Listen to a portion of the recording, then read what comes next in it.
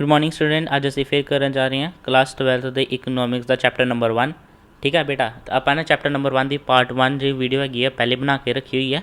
तो बेटा प्लीज़ ये वीडियो वेखण तो पहला वो वीडियो वेख लियो। तो बेटा अज की वीडियो का साडा टॉपिक हैगा जी गुड्स। ठीक है, सब तो पहले आप करांगे मीनिंग ऑफ गुड्स पढ़ लेंगे हैं।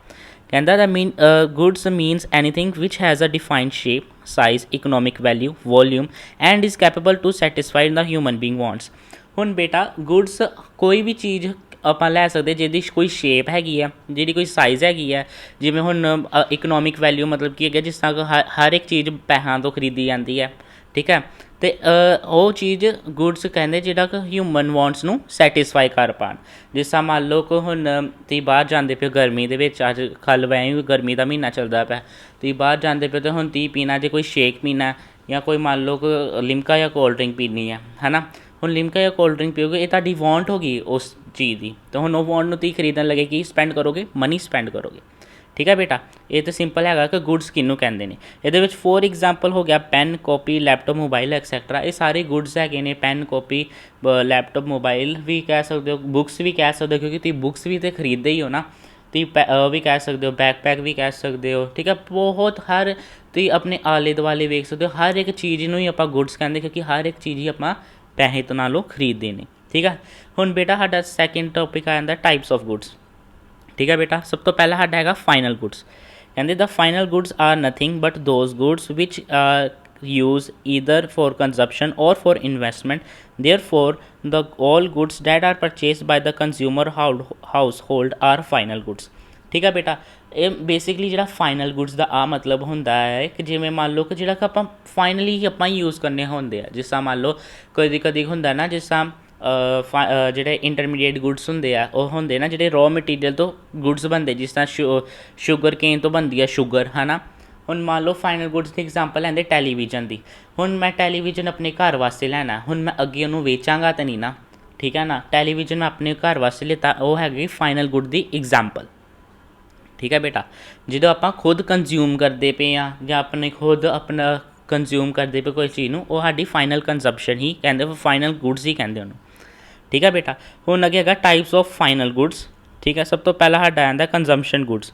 ਦ final goods used by the consumer and producer.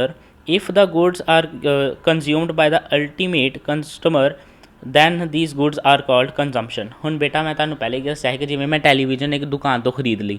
ਠੀਕ ਹੈ, ਹੁਣ ਮੈਂ ਟੈਲੀਵਿਜ਼ਨ ਦੁਕਾਨ ਤੋਂ ਖਰੀਦ, ਹੁਣ ਮੈਂ ਖੁਦ ਇਹਨੂੰ ਕੰਜ਼ਿਊਮ ਕਰਾਂਗਾ, ਮੈਂ ਹੀ ਉਹਦੇ 'ਤੇ ਹੁਣ ਸੀਰੀਅਲ ਵੀਰੀਅਲ ਵੇਖਾਂਗਾ ਜਾਂ ਫਿਲਮਾਂ ਵੇਖਾਂਗਾ ਟੈਲੀਵਿਜ਼ਨ ਦੇ ਵਿੱਚ। ਉਹ ਮੇਰੀ ਖੁਦ ਦੀ ਕੰਜ਼ੰਪਸ਼ਨ ਵਾਸਤੇ ਹੀ ਹੈਗਾ, ਜਾਂ ਮੇਰੇ ਫੈਮਿਲੀ ਮੈਂਬਰਸ ਵੇਖਣਗੇ ਉਹਨਾਂ ਦੀ ਕੰਜ਼ੰਪਸ਼ਨ ਵਾਸਤੇ, ਅਤੇ ਇਹਨੂੰ ਆਪਾਂ ਕੀ ਕਹਿੰਦੇ, ਕੰਜ਼ੰਪਸ਼ਨ ਗੁੱਡਸ ਕਹਿੰਦੇ ਆ। ਹੁਣ ਬੇਟਾ ਸਾਡਾ ਸੈਕਿੰਡ ਜਿਹੜਾ ਹੈਗਾ ਉਹ ਹੈਗਾ ਕੈਪੀਟਲ ਗੁੱਡਸ। ਕਹਿੰਦੇ capital goods are meant for the final investment and are not required to enter into the further stage of production or resales. These goods can also count as final investment goods, for example factory building machines, office furniture. ਹੁਣ ਬੇਟਾ capital ਜਿਹੜੇ goods ਹੁੰਦੇ ਆ ਨਾ, ਇਹ final goods ਹੀ ਹੁੰਦੇ ਨੇ। ਠੀਕ ਹੈ, ਅਤੇ ਇਹਦੇ ਵਿੱਚ ਕੋਈ ਵੀ ਸਟੇਜ ਆਫ ਜਿਹੜੀ ਸਾਨੂੰ ਹੁੰਦੀ ਹੈ ਨਾ ਪ੍ਰੋਡਕਸ਼ਨ ਜਾਂ ਰੀਸੇਲਸ ਨਹੀਂ ਹੁੰਦੀ। ਰੀਸੇਲਸ ਵਿੱਚ ਆਉਂਦਾ ਮੈਨੂਫੈਕਚਰ, ਹੋਲਸੇਲਸ, ਰਿਟੇਲਰਸ, ਫਿਰ ਕਸਟਮਰ ਆਉਂਦੇ ਹੈ ਨਾ। ਪ੍ਰੋਡਕਸ਼ਨ ਵਿੱਚ ਆਉਂਦਾ ਜਿਸ ਤਰ੍ਹਾਂ ਰॉ ਮਟੀਰੀਅਲਸ, ਫਿਰ ਮਟੀਰੀਅਲ ਬਣਿਆ ਅਤੇ ਫਿਰ ਫਾਈਨਲ ਗੁੱਡਸ ਬਣੇ, ਹੈ ਨਾ। ਇਸ ਤਰ੍ਹਾਂ ਹੀ ਜਿਹੜੀ ਹੈਗੀ ਪ੍ਰੋਡਕਸ਼ਨ ਦੀ ਹੁੰਦੀ ਹੈ ਸਟੇਜਿਸ। ਠੀਕ ਹੈ, ਅਤੇ ਜਿਹੜੇ ਕੈਪੀਟਲ ਗੁੱਡਸ ਹੁੰਦੇ ਆ, ਹੁਣ ਸੋਫਾ ਲੈ ਲਿਆ ਅਤੇ ਆਪਣੇ ਆਫਿਸ ਦੇ ਫਰਨੀਚਰ ਵਾਸਤੇ, ਹੈ ਨਾ। ਇਹ ਵੀ ਇੱਕ ਹਿਸਾਬ ਦੀ ਐਗਜ਼ਾਮਪਲ ਹੈਗੀ ਕੈਪੀਟਲ ਗੁੱਡਸ ਦੀ। ਹੁਣ ਸਾਡਾ ਥਰਡ ਹੈਗਾ ਜੀ ਇਨਵੈਸਟਮੈਂਟ ਇਨ ਸਟਾਕ। ਕਹਿੰਦੇ the addition to the stock at the end of the year is an investment called investment in stock. The unsold good during the year of the purchase are refer as final goods. ਠੀਕ ਹੈ ਬੇਟਾ, ਹੁਣ ਜਿਹੜਾ ਸਾਡਾ second topic ਜਿਹੜਾ ਹੈਗਾ ਸਾਡਾ good ਆਉਂਦਾ, ਉਹਨੂੰ ਆਪਾਂ ਕਹਿੰਦੇ ਦਾ ਇੰਟਰਮੀਡੀਏਟ ਗੁੱਡਸ। ਠੀਕ ਹੈ, the intermediate goods are nothing but those goods which can be either use for resale or for the further production in the same year. ਬਸ ਬੇਟਾ ਜਿਹੜੇ ਇੰਟਰਮੀਡੀਏਟ ਗੁੱਡਸ ਹੁੰਦੇ ਆ, ਜਾਂ ਤਾਂ ਉਹ ਫਰਦਰ ਜਿਹੜੀ ਸਟੇਜ ਹੁੰਦੀ ਰੀਸੇਲ ਦੇ ਉਹਦੇ ਵਿੱਚ ਕੰਟੀਨਿਊ ਹੁੰਦੇ ਨੇ, ਜਾਂ ਤਾਂ ਆਪਾਂ ਨੂੰ ਕੀ ਕਹਿੰਦੇ ਨੇ ਸਟੇਜ ਆਫ ਪ੍ਰੋਡਕਸ਼ਨ ਵਿੱਚ ਹੁੰਦੇ। ਹੁਣ stage of production the example ਦਿੱਤੀ ਮੈਂ ਤੁਹਾਨੂੰ, ਸ਼ੂਗਰ ਕੇਨ ਤੋਂ ਬਣੀ ਸ਼ੂਗਰ। ਠੀਕ ਹੈ ਨਾ ਬੇਟਾ, ਰॉ ਮਟੀਰੀਅਲ ਅਤੇ ਫਾਈਨਲ ਜਿਹੜਾ ਸਾਡਾ ਗੁੱਡ ਬਣ ਗਿਆ। ਹੁਣ ਸਾਡਾ ਜਿਹੜਾ ਥਰਡ ਹੈਗਾ ਉਹ ਹੈਗਾ consumption goods. These goods those goods which satisfy the wants of the customer directly called consumption goods। ਹੁਣ ਬੇਟਾ consumption goods ਜਿਹੜੇ ਮਤਲਬ ਡਾਇਰੈਕਟਲੀ ਕਿਸੇ ਕਸਟਮਰ ਦੀ ਜਾਂ ਕੰਜ਼ਿਊਮਰ ਦੀ ਵਾਂਟ ਨੂੰ ਸੈਟਿਸਫਾਈ ਕਰ ਲੈਂਦੇ ਆ।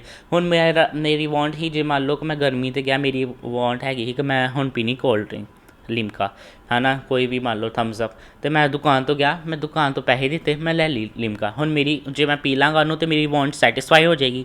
ਠੀਕ ਆ। ਹੋ ਇੱਕ ਹੋਰ ਐਗਜ਼ਾਮਪਲ ਦੇ ਦਿੰਦਾ ਜਿਹੜੀ ਮੈਂ ਟੈਲੀਵਿਜ਼ਨ ਦੀ ਦਿੱਤੀ ਸੀ। ਜੇ ਮੈਂ ਟੈਲੀਵਿਜ਼ਨ ਖਰੀਦਿਆ, ਆਪਣੇ ਘਰ ਲਾ ਲਿਆ, ਠੀਕ ਆ, ਹੁਣ ਮੈਂ ਉਹਦੇ 'ਤੇ ਸੀਰੀਅਲ ਵੇਖਾਂਗਾ, ਮੂਵੀਜ਼ ਵੇਖਾਂਗਾ ਜਾਂ ਵੈੱਬ ਸੀਰੀਜ਼ ਵੇਖਾਂਗਾ, ਅਤੇ ਉਹ ਮੇਰੀ ਵਾਂਟ ਕੰਪਲੀਟ ਹੋ ਗਈ। ਇਹਨੂੰ ਆਪਾਂ ਕਹਿੰਦੇ ਨੇ ਕੰਜ਼ੰਪਸ਼ਨ ਗੁੱਡਸ। ਠੀਕ ਆ ਬੇਟਾ। ਹੁਣ ਅੱਗੇ ਕਰਦੇ ਤਾਂ consumption goods can be further subdivided into following categories. ਠੀਕ ਆ। ਪਹਿਲਾ ਸਾਡਾ ਹੈਗਾ ਜੀ ਡਿਊਰੇਬਲ ਗੁੱਡਸ। ਕਹਿੰਦੇ it is refer to those goods which can be use again and again in consumption over considerable period of time, for example television, refrigerator, DV player etc। ਹੁਣ ਬੇਟਾ durable goods ਉਹ goods ਹੁੰਦੇ ਜਿਹਨੂੰ ਆਪਾਂ ਬਾਰ-ਬਾਰ use ਕਰ ਸਕਦੇ ਹਾਂ। ਹੁਣ ਆਪਾਂ ਟੀ ਵੀ ਨੂੰ ਨਹੀਂ ਤਾਂ ਨਹੀਂ ਨਾ ਹੈਗਾ ਕਿ ਹੁਣ ਮੈਂ ਇੱਕ ਵਾਰੀ ਟੀ ਵੀ ਚਲਾਇਆ ਅਤੇ ਉਸ ਤੋਂ ਬਾਅਦ ਮੈਂ ਵਨ ਟਾਈਮ ਯੂਜ਼ ਨਹੀਂ ਹੈਗਾ ਕਿ ਮੈਂ ਇੱਕ ਵਾਰੀ ਟੀ ਵੀ ਚਲਾਇਆ ਉਸ ਤੋਂ ਬਾਅਦ ਮੈਂ ਟੀ ਵੀ ਹੀ ਨਹੀਂ ਚਲਾ ਸਕਦਾ। ਮੇਰਾ ਜਦੋਂ ਮਨ ਕਰੇਗਾ ਮੈਂ ਬਸ ਟੀ ਵੀ ਦਾ ਸ਼ੂ ਲਾਵਾਂਗਾ, ਪਲੱਗ ਇਨ ਕਰ ਦਾਂਗਾ, ਅਤੇ ਜਦੋਂ ਜਿਹੜਾ ਮੇਰਾ ਮਨ ਮੁੱਕ ਜਾਏਗਾ ਟੀ ਵੀ ਵੇਖਣ ਦਾ ਜਾਂ ਮੇਰੀ ਮੂਵੀ ਹੋਊਗੀ, ਮੈਂ ਸ਼ੂ ਬੰਦ ਕਰ ਦਾਂਗਾ। ਠੀਕ ਹੈ ਜੀ। ਫਿਰ ਇਸ ਤਰ੍ਹਾਂ ਇਹ ਅਗੇਨ ਐਂਡ ਅਗੇਨ ਪ੍ਰੋਸੈਸ ਹੈ। ਹੁਣ ਜਿਵੇਂ ਤੁਸੀਂ ਬਲਬ ਹੈ, ਹੁਣ ਮੰਨ ਲਓ ਤੁਹਾਡੇ ਕਮਰੇ 'ਚ ਹਨੇਰਾ ਪੈਂਦਾ, ਤੁਸੀਂ ਬਲਬ ਜਗਾ ਲੈਂਦੇ ਹੋ। ਠੀਕ ਹੈ। ਜਦੋਂ ਸਵੇਰ ਦੇ ਟਾਈਮ ਜਦੋਂ ਤੁਹਾਡੇ ਕਮਰੇ 'ਚ ਰੋਸ਼ਨੀ ਹੁੰਦੀ ਹੈ, ਤੁਸੀਂ ਬਲਬ ਨੂੰ ਬੰਦ ਕਰ ਦਿੰਦੇ ਹੋ, ਆਪਣੀ ਨੀਡ ਦੇ ਹਿਸਾਬ ਨਾਲ ਹੀ ਉਹਨੂੰ ਚਲਾਉਂਦੇ ਹੋ। ਠੀਕ ਹੈ ਬੇਟਾ। ਉਸ ਤੋਂ ਬਾਅਦ ਸਾਡਾ ਸੈਕਿੰਡ ਜਿਹੜਾ ਹੈਗਾ ਉਹ ਹੈਗਾ ਸੈਮੀ ਡਿਊਰੇਬਲ। ਕਹਿੰਦੇ the goods which can be use for a limited period of time are term as semi durable goods. ਠੀਕ ਹੈ। ਹੁਣ ਬੇਟਾ ਸੈਮੀ ਡਿਊਰੇਬਲ ਗੁੱਡਸ ਆ ਹੁੰਦੇ ਨੇ ਕਿ ਜਿਹੜੇ ਕੁਛ ਪੀਰੀਅਡ ਤੱਕ ਹੀ ਚੱਲਦੇ ਨੇ, ਉਹਨੂੰ ਆਪਾਂ ਕਹਿੰਦੇ ਨੇ ਸੈਮੀ ਡਿਊਰੇਬਲ ਗੁੱਡਸ। ਹੁਣ ਮੰਨ ਲਓ ਤੁਸੀਂ ਸ਼ੂਜ਼ ਖਰੀਦੇ ਹੈ ਨਾ, ਸਕੂਲ ਸ਼ੂਜ਼ ਖਰੀਦ ਲਏ। ਹੁਣ ਕਈ ਬੱਚੇ ਤਾਂ ਉਹਨੂੰ ਸਾਲੋ ਸਾਲ ਹੰਢਾ ਲੈਂਦੇ ਆ। ਠੀਕ ਹੈ। ਅਤੇ ਕਈ ਬੱਚੇ ਹੁੰਦੇ ਉਹਨਾਂ ਦੇ ਮਹੀਨੇ 'ਤੇ ਟੁੱਟ ਜਾਂਦੇ ਜਾਂ 6 ਮਹੀਨੇ ਬਾਅਦ ਟੁੱਟ ਜਾਂਦੇ ਆ। ਠੀਕ ਆ। ਅਤੇ ਉਹੋ ਜਿਹੇ ਗੁੱਡਸ ਹੈ ਜਿਹੜੇ ਕਿ ਤੁਹਾਨੂੰ ਬਾਅਦ 'ਚੋਂ ਇੱਕ ਸਰਟੇਨ ਪੀਰੀਅਡ ਆਫ ਜਾਂ ਲਿਮਿਟਿਡ ਪੀਰੀਅਡ ਆਫ ਟਾਈਮ ਚੱਲਦੇ ਨੇ। ਜਦੋਂ ਉਹ ਪੀਰੀਅਡ ਟਾਈਮ ਖਤਮ ਹੋ ਜਾਏ ਅਤੇ ਫਿਰ ਤੁਹਾਨੂੰ ਦੁਬਾਰਾ ਉਹ ਗੁੱਡਸ ਖਰੀਦਣੇ ਪੈਂਦੇ ਨੇ। ਠੀਕ ਹੈ ਬੇਟਾ। ਜਿਵੇਂ ਕਲੋਥਸ ਵੀ ਹੁੰਦੇ ਨੇ ਹੈ ਨਾ, ਅੱਜ ਕੱਲ੍ਹ ਦੇ ਬੱਚੇ ਤਾਂ ਕਹਿੰਦੇ ਕਿ ਕਲੋਥਸ ਜਿਹੜੇ ਹੈਗੇ ਆ ਉਹ ਰੋਜ਼ ਹਰ ਮਹੀਨੇ ਬਾਅਦ ਖਰੀਦਦੇ ਰਹਿੰਦੇ ਆ। ਠੀਕ ਹੈ ਬੇਟਾ। ਹੁਣ ਅਗਲੇ ਸਾਡੇ ਹੈਗੇ ਨੋਨ ਡਿਊਰੇਬਲ ਗੁੱਡਸ। ਕਹਿੰਦੇ the goods which can be used up in a single act of consumption are known as non durable goods. ਕਹਿੰਦੇ ਨੇ ਕਿ ਜਿਹੜੇ ਨੋਨ ਡਿਊਰੇਬਲ ਗੁੱਡਸ ਉਹ ਗੁੱਡਸ ਹੁੰਦੇ ਜਿਹਨੂੰ ਆਪਾਂ ਨਾ ਹੀ ਬਾਰ-ਬਾਰ ਯੂਜ਼ ਕਰ ਸਕਦੇ ਹਾਂ ਅਤੇ ਨਾ ਹੀ ਕੋਈ ਲਿਮਿਟਿਡ ਪੀਰੀਅਡ ਆਫ ਟਾਈਮ ਨਾਲ ਯੂਜ਼ ਕਰ ਸਕਦੇ ਹਾਂ। ਜਿਵੇਂ ਇੱਕ ਇਹ ਨੋਨ ਡਿਊਰੇਬਲ ਗੁੱਡਸ ਦੇ ਸਾਹਮਣੇ ਤੁਸੀਂ ਬ੍ਰੈਕਟ 'ਚ ਪਾ ਕੇ ਆ ਵੀ ਲਿਖ ਸਕਦੇ ਹੋ, ਵਨ ਟਾਈਮ ਯੂਜ਼ ਗੁੱਡਸ ਵੀ ਲਿਖ ਸਕਦੇ ਹੋ ਆਪਣੀ ਅੰਡਰਸਟੈਂਡਿੰਗ ਵਾਸਤੇ। ਠੀਕ ਹੈ ਬੇਟਾ। ਹੁਣ ਇਹਦੀ ਐਗਜ਼ਾਮਪਲਸ ਦੇਖ ਲਓ। ਮਿਲਕ ਹੈਗੀ ਆ। ਹੁਣ ਮਿਲਕ ਜਦੋਂ ਤੁਹਾਡਾ ਮੰਨ ਲਓ ਦੁੱਧ ਪੀਣ ਦਾ ਦਿਲ ਕੀਤਾ, ਤੁਸੀਂ ਦੁੱਧ ਪੀ ਲਿਆ, ਉਸ ਤੋਂ ਬਾਅਦ ਤਾਂ ਨਹੀਂ ਨਾ ਤੁਸੀਂ ਦੁਬਾਰਾ ਤਾਂ ਨਹੀਂ ਨਾ ਪੀ ਸਕਦੇ। ਉਹੀ ਗਲਾਸ ਕਹਿੰਦਾ ਮੈਂ, ਜੇ ਮੰਨ ਲਓ ਤੁਸੀਂ ਇੱਕ ਗਲਾਸ ਦੁੱਧ ਲਿੱਤਾ, ਇੱਕ ਗਲਾਸ ਦੁੱਧ ਪੀ ਲਿਆ, ਹੁਣ ਤੁਹਾਡੇ ਕੋਲ ਕੋਈ ਹੋਰ ਦੁੱਧ ਦਾ ਪੈਕੇਟ ਨਹੀਂ ਹੈਗਾ, ਅਤੇ ਫਿਰ ਤੁਸੀਂ 1 ਗਲਾਸ ਲੀਟਰ ਹੋਰ ਦੁੱਧ ਪੀ ਸਕਦੇ ਹੋ? ਨਹੀਂ ਪੀ ਸਕਦੇ। ਬ੍ਰੈਡ ਹੈਗਾ, ਫਰੂਟ ਗ੍ਰੇਨਸ, ਪੇਪਰ ਐਕਸੈਟਰਾ। ਹੁਣ ਬੇਟਾ ਸਾਡਾ ਫੋਰਥ ਹੈਗਾ ਜੀ, ਫੋਰਥ ਸਾਡੀ ਹੈਗੀ ਸਰਵਿਸ। ਕਹਿੰਦੇ the service which are rendered for the direct consumption by the ultimate consumers ਜਾਂ consumers are called service, for example service for teacher, doctor ਅਤੇ banker etc। ਕਹਿੰਦੇ ਹੁਣ ਜਿਹੜੀ ਸਰਵਿਸ ਹੈਗੀ ਆ, ਹੁਣ ਆਪਾਂ ਇੱਕ ਕੋਈ ਮੰਨ ਲਓ ਕੋਈ ਵੀ ਚੀਜ਼ ਹੈ, ਜੇ ਤੁਸੀਂ ਮੰਨ ਲਓ ਊਬਰ ਕਰਾਉਂਦੇ ਹੋ ਹੈ ਨਾ, ਊਬਰ ਵੀ ਇੱਕ ਟਰਾਂਸਪੋਰਟੇਸ਼ਨ ਸਰਵਿਸ ਹੈ ਜਿਹੜੀ ਤੁਹਾਨੂੰ ਇੱਕ ਪਲੇਸ ਤੋਂ ਲੈ ਕੇ ਦੂਸਰੀ ਪਲੇਸ ਤੱਕ ਛੱਡਦੀ ਹੈ। ਉਹਨੂੰ ਵੀ ਤੁਸੀਂ ਪੈਸੇ ਦਿੰਦੇ ਹੋ, ਉਹ ਵੀ ਇੱਕ ਹਿਸਾਬ ਦਾ ਗੁੱਡਸ ਹੀ ਹੋ ਗਿਆ। ਹੁਣ ਮੰਨ ਲਓ ਇੱਕ ਟੀਚਰ ਤੁਹਾਨੂੰ ਪੜ੍ਹਾਉਂਦੀ ਪਈ ਆ, ਕੋਈ ਵੀ ਮੈਥਡ ਹੋ ਸਕਦਾ, ਭਾਵੇਂ ਆਫਲਾਈਨ ਹੋ ਸਕਦਾ, ਭਾਵੇਂ ਆਨਲਾਈਨ ਹੋ ਸਕਦਾ, ਐਟ ਦੀ ਐਂਡ ਉਹ ਵੀ ਇੱਕ ਸਰਵਿਸ ਹੀ ਪ੍ਰੋਵਾਈਡ ਕਰਦੀ ਪਈ ਹੈ ਨਾ ਬੇਟਾ। ਇੱਕ ਸਰਵਿਸ ਹੀ ਪ੍ਰੋਵਾਈਡ ਕਰਦੀ ਪਈ ਆਪਣੇ ਸਟੂਡੈਂਟਸ ਨੂੰ ਕਿ ਤੁਸੀਂ ਜਿਹੜੀ ਟੀਚਰ ਦੀ ਨੌਲੇਜ ਆ ਬੱਚੇ ਕਰਨ ਅਤੇ ਉਹਨਾਂ ਦੇ ਵੀ ਵਧੀਆ ਨੰਬਰ ਆ ਜਾਣ। ਠੀਕ ਹੈ। ਅਤੇ ਇਹਦੇ ਨਾਲ ਹੀ ਬੇਟਾ ਜਿਹੜਾ ਸਾਡਾ ਗੁੱਡਸ ਟੋਪਿਕ ਹੈਗਾ, ਜਿਹੜੇ ਕੈਪੀਟਲ ਗੁੱਡਸ ਹੈ ਉਹ ਬੇਟਾ ਆਪਾਂ ਪਹਿਲੇ ਹੀ ਕਰ ਲਏ ਹੀ ਹੈ, ਮੈਂ 2 ਵਾਰੀ ਟਾਈਪ ਕਰ ਲਿਆ ਜੀ। ਅਤੇ ਜਿਹੜੇ ਹੁਣ ਇਹਦੇ ਨਾਲ ਹੀ ਬੇਟਾ ਜਿਹੜਾ ਤੁਹਾਡਾ ਪਹਿਲਾ ਚੈਪਟਰ ਹੈਗਾ ਉਹ ਕਾਫੀ ਆਲਮੋਸਟ ਇਕਨੋਮਿਕਸ ਦਾ ਅੱਧ 'ਤੇ ਆ ਗਿਆ, ਅਤੇ ਅਗਲੀ ਇੱਕ ਵੀਡੀਓ ਤੋਂ ਬਾਅਦ ਸਾਡਾ ਜਿਹੜਾ ਇਕਨੋਮਿਕਸ ਦਾ ਚੈਪਟਰ ਉਹ ਵੀ ਖਤਮ ਹੋ ਜਾਏਗਾ, ਫਸਟ ਚੈਪਟਰ ਖਤਮ ਹੋ ਜਾਏਗਾ। ਠੀਕ ਹੈ ਬੇਟਾ। ਵੀਡੀਓ ਜੇਕਰ ਤੁਹਾਨੂੰ ਕੋਈ ਵੀ ਡਾਊਟ ਹੈਗਾ ਤਾਂ ਵੀਡੀਓ ਦੇ ਕਮੈਂਟ ਸੈਕਸ਼ਨ 'ਤੇ ਮੈਨੂੰ ਕਮੈਂਟ ਕਰ ਦਿਓ। ਅਤੇ ਬੇਟਾ ਮਿਲਦੇ ਹੁਣ ਅਗਲੀ ਵੀਡੀਓ ਲਈ। Take care.